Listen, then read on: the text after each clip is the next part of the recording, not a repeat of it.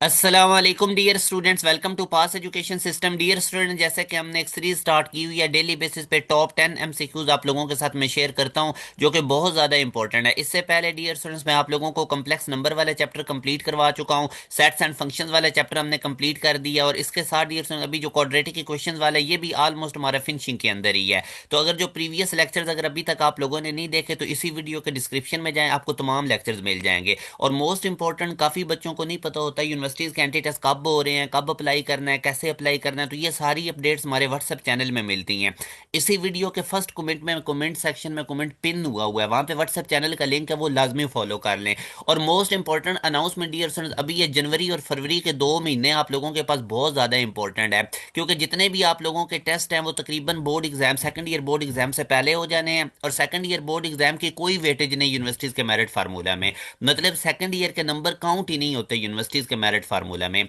आप लोगों को एंट्री टेस्ट के मार्क्स की बेस पे और फर्स्ट ईयर के मार्क्स की बेस पे सिलेक्शन मिलती है। तो डियर स्टूडेंट, यूईटी का फर्स्ट राउंड मार्च के फर्स्ट वीक में आ रहा है। इसी तरह डियर स्टूडेंट, प्यास यूनिवर्सिटी का पहला राउंड अप्रैल के फर्स्ट वीक में आ रहा है। नेक्स्ट एनईटी 2 फरवरी के फर्स्ट वीक में आ रहा है। जितने भी टेस्ट हैं वो अभी जनवरी फरवरी, ये 2-3 महीने आपके पास हैं। तो इन तमाम की तैयारी के लिए हमारा बैच स्टार्ट है, लाजमी तौर पे उसको ज्वाइन कीजिए। बैच में अपने कैसे इन होना है, ये वाला हमारा ऑफिशियल व्हाट्सअप नंबर है, 0304066600। इस पे व्हाट्सअप करके आप बैच के अंदर हमारे इनरोलमेंट ले सकते हैं। एक हमारा न्यू बैच भी शुरू हो रहा है, जिसमें इनरोलमेंट की लास्ट डेट 3 जनवरी है, उसका भी आप हिस्सा बन सकते हैं। अभी ही आप अपनी इनरोलमेंट लें, ताकि रनिंग बैचेस की भी आपको एक्सेस मिल जाएगी, पूरा कोर्स एडवांस में भी मिल जाएगा। और ये जो 3 जनवरी से हमारा न्यू बैच शुरू हो रहा है, उसके अंदर भी आपको ऐड कर दिया जाएगा। तो डियर स्टूडेंट, तमाम सब्जेक्ट्स की एक प्रॉपर वे से तैयारी के लिए मैं आपको हाईली रिकमेंड करूंगा कि हमारे बैच का हिस्सा बने।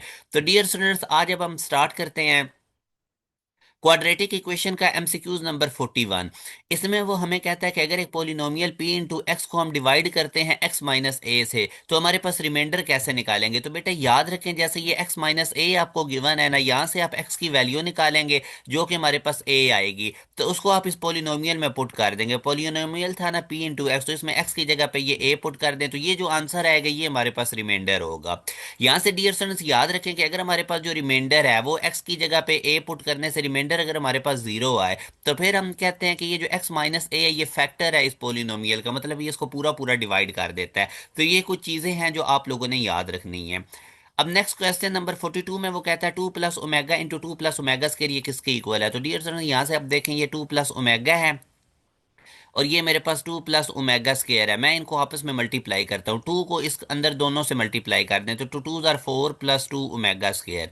इसी तरह अब ये जो ओमेगा है, इसको अंदर दोनों से मल्टीप्लाई करेंगे, तो ये 2 ओमेगा बन जाएगा प्लस 2 ओमेगा स्क्वायर। तो यहाँ से डियर स्टूडेंट्स, अब आप लोगों ने इस क्वेश्चन को देखना है कि हम इसको कैसे कर सकते हैं सॉल्व। तो यहाँ से आप लोग डियर स्टूडेंट्स इसको थोड़ा सा ध्यान देंगे, तो आप लोगों को पता चल जाएगा कि इसका क्या आंसर आएगा। यहाँ पे डियर स्टूडेंट्स, आप लोगों ने थोड़ी सी करेक्शन कर लेनी है कि जब आप ओमेगा को ओमेगा स्क्वायर से मल्टीप्लाई करोगे, तो ये ओमेगा क्यूब आएगा। ठीक है, मतलब ये कि पहले 2 प्लस ओमेगा स्क्वायर को मल्टीप्लाई करेंगे, तो ये चीज आएगी। अब यहाँ से देखें, 4 प्लस इधर 2 ओमेगा स्क्वायर प्लस 2 ओमेगा में से 2 कॉमन निकालें, अंदर रह जाएगा ओमेगा स्क्वायर प्लस ओमेगा। और हमें पता है डियर स्टूडेंट, ये जो ओमेगा क्यूब है ये 1 होता है, तो इसकी जगह मैं 1 लिख दूंगा।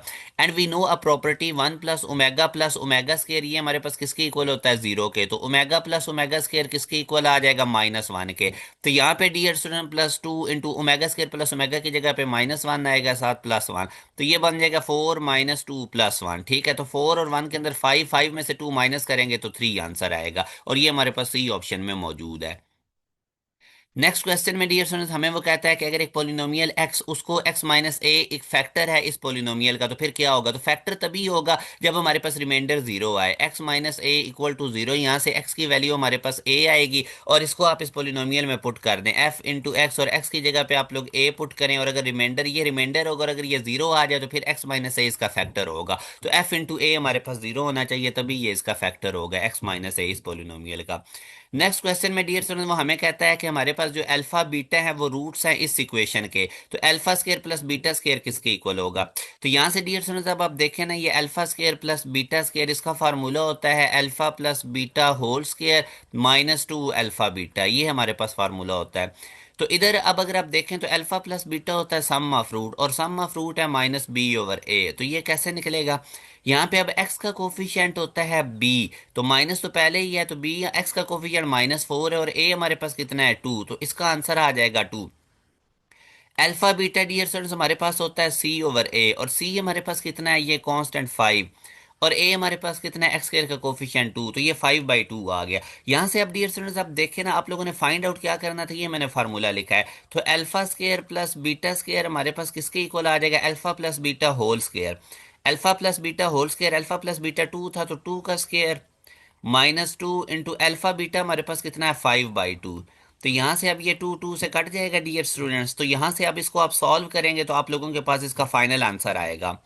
ठीक है डियर स्टूडेंट, तो अल्फा प्लस बीटा होल्स के लिए 4 आ जाएगा, इधर -5 आएगा, तो आंसर आपके पास -1 आएगा, जो कि अल्फा ऑप्शन में मौजूद है। नेक्स्ट क्वेश्चन के अंदर अब हम देखते हैं। नेक्स्ट क्वेश्चन में वो कहता है कि sum of reciprocal of fourth roots of unity. Fourth roots of unity होते हैं 1 - 1 आयोटा माइनस आयोटा। ठीक है, ये फोर्थ रूट्स ऑफ यूनिटी, इनके रेसिप्रोकल का सम करना है।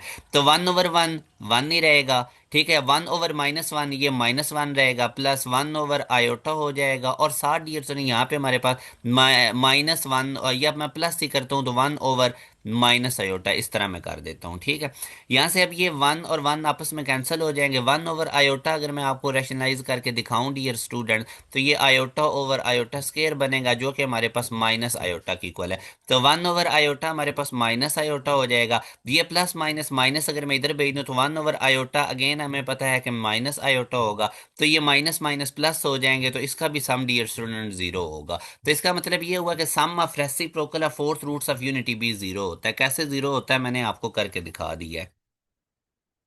आगे जो कहता है इस क्वेश्चन के अंदर, वो कहता है अल्फा बीटा इस इक्वेशन के रूट्स हैं, इसकी वैल्यू निकालो। तो ये भी बड़ा सिंपल सा है, alpha square beta plus alpha beta square, ये था ना। तो इसमें से कॉमन निकाल लें alpha beta.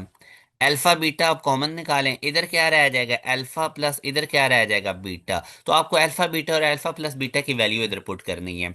Some of roots हमें पता है कि -b/a होता है, और यहाँ पे अगर आप देखें तो b, एक्स का कोफिशिएंट -4 है, तो माइनस इंटू -4, और a हमारे पास कितना है 2, तो अल्फा प्लस बीटा 2 आ जाएगा। अल्फा बीटा होती है जी प्रोडक्ट ऑफ रूट, ये c/a है, तो c कितना है हमारे पास 5 और a कितना है 2। तो यहाँ से अब डियर स्टूडेंट इसके अंदर मैं वैल्यूज प्लग इन करता हूँ। अल्फा बीटा मेरे पास कितना आया, 5/2, और अल्फा प्लस बीटा मेरे पास कितना आया 2, तो ये 2 2 से कट जाएगा, तो 5 आंसर आएगा। तो वो अगर आप देखें तो सी ऑप्शन में मौजूद है। आगे मेरा बेटा नेक्स्ट क्वेश्चन में वो हमें कहता है कि एक फंक्शन गिवन है और उसका रिमाइंडर 1 है। ठीक है, और उसको जब डिवाइड करते हैं x+1 से, तो a की वैल्यू निकालनी है। तो अगेन देखें, अब ये x+1 इक्वल टू 0 रखें, यहाँ से x की वैल्यू कितनी आएगी, -1, वो इधर पुट कर दें। तो आपके पास फंक्शन क्या था, x³ -7x² + 3x + a, इधर x की जगह -1 पुट करें, तो ये -1 का क्यूब, -7 इंटू -1 का स्क्वायर, +3 इंटू -1 प्लस ए। ठीक है, और रिमाइंडर हमारे पास क्या है 1। तो इसको अब हम देखेंगे तो ये -1 आएगा, ये -1 का स्क्वायर करेंगे तो 1 -7 आ गया, आगे -3 आ गया, प्लस ए इक्वल टू 0। इनको -7 -3 -1, ये -11 प्लस ए इक्वल टू 0। तो यहाँ से ए की वैल्यू कितनी, अच्छा यहाँ से अब आप देखिए रिमाइंडर हमारे पास 1 था, रिमाइंडर कितना था 1, तो 1 की इक्वल रखना है। तो -11 प्लस ए इक्वल टू 1, तो ये उधर जाके प्लस हो जाएगा।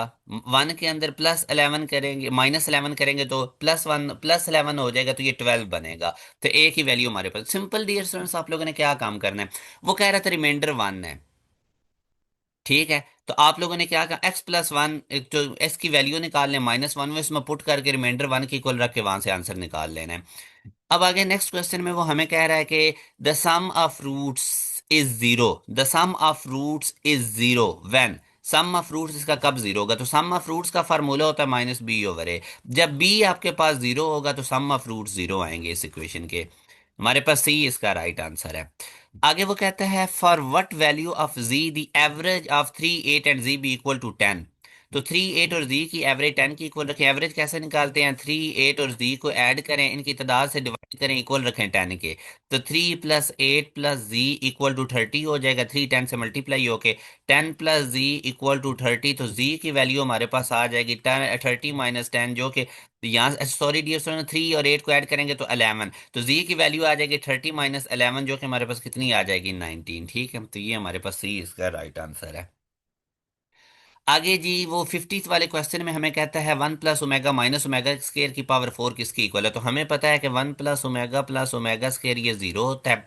यहाँ से 1 + ओमेगा किसकी इक्वल आ जाएगा, माइनस ओमेगा स्केयर के। तो ये 1 + ओमेगा की जगह क्या आ जाएगा, माइनस ओमेगा स्केयर, साथ भी क्या है माइनस ओमेगा स्केयर, ऊपर पावर कितनी है 4। तो ये -2 ओमेगा स्केयर, इसकी पावर कितनी हो जाएगी 4। तो ये -2 की पावर 4 और ओमेगा स्केयर की पावर 4। तो -2 की पावर 4 कितनी हो जाएगी 16, और ये कितना हो जाएगा ओमेगा की पावर 16।